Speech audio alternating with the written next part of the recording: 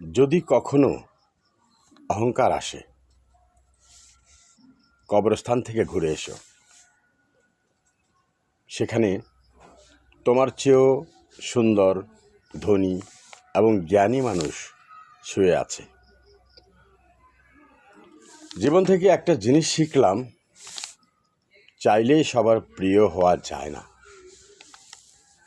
মানুষ তখনই একা থাকতে চায় যখন তার সাজানো স্বপ্নগুলো চোখের সামনে ভেঙে যায়। শেষ আরেকটি কথা বলছি, কঠোর পরিশ্রম করেও যদি সফলতা না পান, তাহলে রাস্তা বদলান।